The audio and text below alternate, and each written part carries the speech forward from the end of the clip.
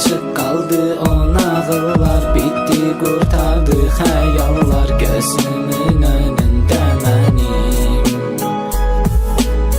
Necə güldürdüm mən səni, necə ağlatdın sən məni, düşünmədin sən heç məni. Necə güldürdüm mən səni, necə ağlatdın sən məni, düşünmədin sən heç məni. Cənnət saydığım o mələk, sən demə şeytan kimiymiş, gözlərinə aldandım mən. Cənnət saydığım o mələk, sən demə şeytan kimiymiş, gözlərinə aldandım mən. Qırdığın o saf ürəyim sənlə birgə döyünərdi, çətin ki bağışlar səni.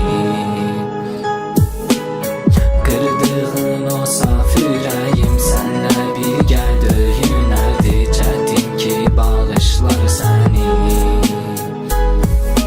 Həyat istədin sən məndən, verdim sənə həyatımı, yaşamağı bacarmadın.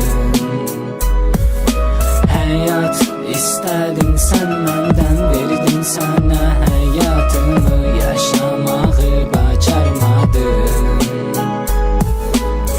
Bu qədər yaxınsan mənə, toxuna bilmirəm sənə, Tanrım nə olar güc ver mənə. Dinlə məni ey sevdiyim, sənə yazdığım sözləri, sən də üzülmə mən kimi.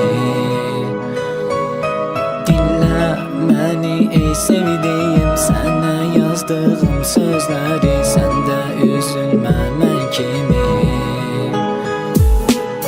Sənə hər görüşümüzdə verdiyim o çiçəkləri gətirərsən qəbrim üstə.